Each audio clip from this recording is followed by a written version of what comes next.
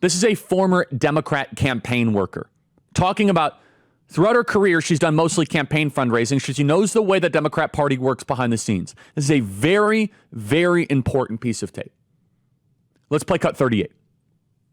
Throughout my career, I've mostly done campaign fundraising, so I've seen it the way that it works behind the scenes. And I know that candidates spend 8, 9, 10 hours a day just calling donors and begging rich people for money. It's pretty much the only people that they talk to. And what this inevitably means is that we don't actually live in a democracy. It's just rich people calling the shots and having the access to talk to the politicians. They're the ones that basically get their ear all day. They're the ones that can help shape and prioritize what the politician actually focuses on. 39 is part 2. It gets even better. Play cut 39. When I first got into politics, I thought that Democrats were the party of the people. And at the DNC this week, I felt like I was in a building with the most elite and out-of-touch people in the entire world. It very much felt like, let's just have a huge party and forget all of our problems because the vibes are brat. When I was there, I didn't feel any connection to real America or the place that I come from, which is the Midwest, Kansas City, Kansas, and Missouri. I don't think I can support Kamala Harris for president.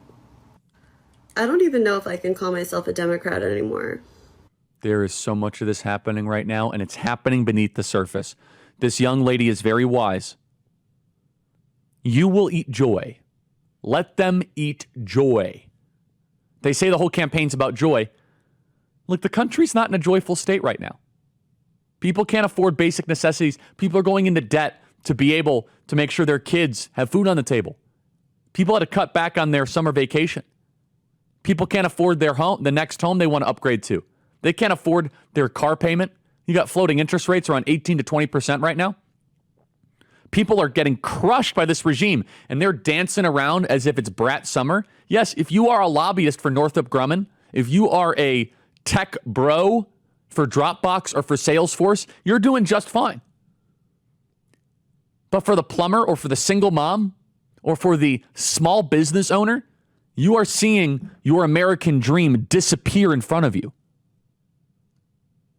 The only thing Kamala is joyful about is that she somehow managed to become the candidate without winning a single vote and collapsing in the 2019 primary. But deep down, I'm reading Kamala like a book. I know her type. You know how she says, oh, I know Donald Trump's type? I know Kamala Harris's type. Kamala Harris is a low confidence woman. She does not believe in herself. She's very anxious all the time, constantly scared, very paranoid. You can read her like a book. You can see it. I'm not even going to get into her intelligence, which is obviously not, brilliant. She's incredibly insecure. You all know women like this in your life. Nothing against them.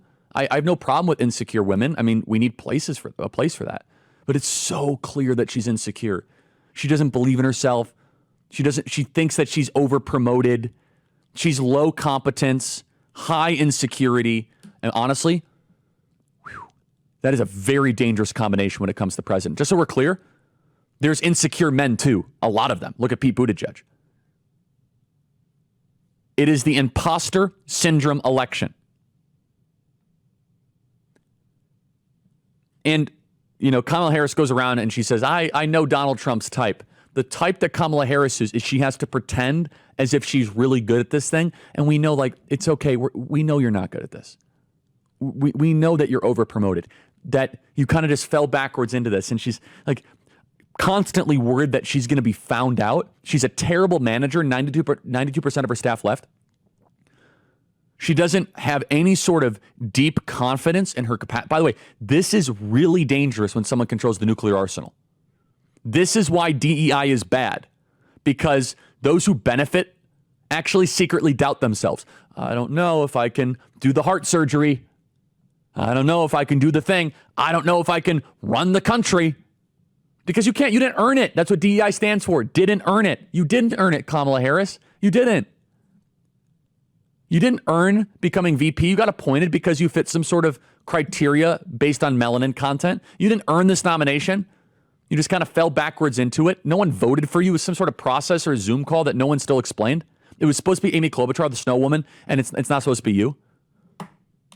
And you know that deep down. And you're broadcasting. You can't do an interview. You can't sit down. You need a chaperone. You need an emotional support dog. You can't take questions because you're an insecure, radical person who thought that you would maybe become mayor of San Francisco. Now you could become president. And your insecurity is showing. I know you're tight.